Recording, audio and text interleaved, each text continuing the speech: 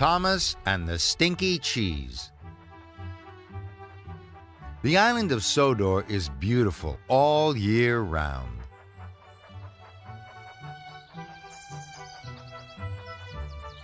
In the summer, the hedges are full of brightly colored birds. The fields are full of animals, and the smell of wildflowers fills the air. Thomas was at the coaling plant. He was shunting freight cars with Diesel, Ari, and Bert. Thomas didn't like working with diesel engines, and the diesel engines didn't like working with Thomas. The problem with working with steamies is that they are much too stinky. And Thomas is the most stinky steamy ever. Diesel, Ari, and Bert laughed and laughed. It's not steamies who are stinky, Thomas puffed crossly. It's the diesels. Just then, Sir Topham had arrived at the yard. Thomas, I need you to go to the dairy. There is a delivery waiting for you there.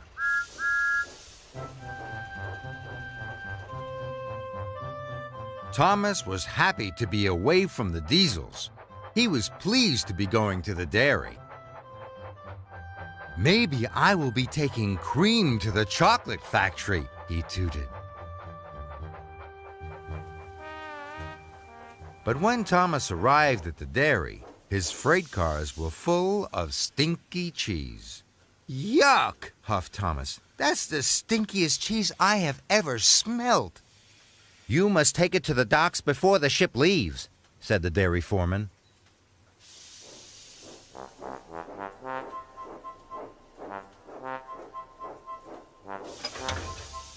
Thomas buffered up.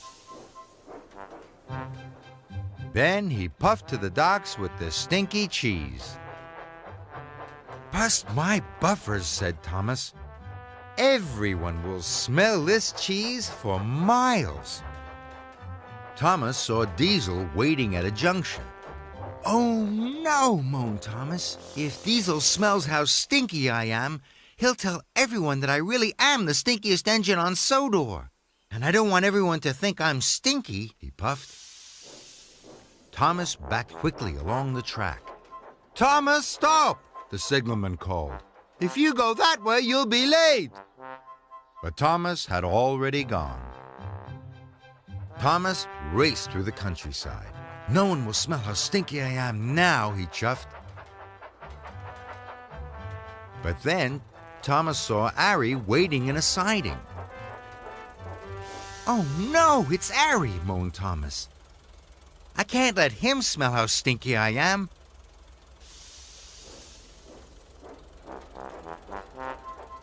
So Thomas backed quickly away and turned left at the next junction. Next, Thomas saw Bert. So this time he turned right. Wherever I go, there are diesel engines, chuffed Thomas. Thomas puffed backwards and forwards across the island. He wanted to stay away from Diesel, Ari, and Bert. But then there was trouble. Oh no, groaned Thomas. I'm back at the dairy, right where I started. Suddenly, Thomas saw Ari rumbling towards him. Thomas backed away as fast as he could. But he didn't see Bert pulling up behind him. Thomas bumped into Bert, and the stinky cheese shot into the air and splattered down all over Thomas, Bert, and Ari. Now we're really stinky, moaned Ari. The most stinky engines ever, groaned Bert. Ari and Bert rushed straight to the washdown. Thomas wanted to go to the washdown too, but Thomas's cheese was all over the track. What am I going to do? He puffed sadly. Then the dairy foreman arrived. "Thomas, there is another cheese load ready at the dairy." "But you'll have to puff quickly," said the foreman. "The boat is waiting for you." Soon, Thomas was racing to the docks with a new delivery of cheese. Thomas could smell the stinky cheese. "Phew," he wished. But he knew he had to carry on.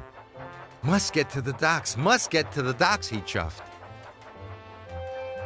"Oh, yeah, what a smelly delivery," wished James as he passed. Even though his friends could smell the stinky cheese, Thomas chuffed on.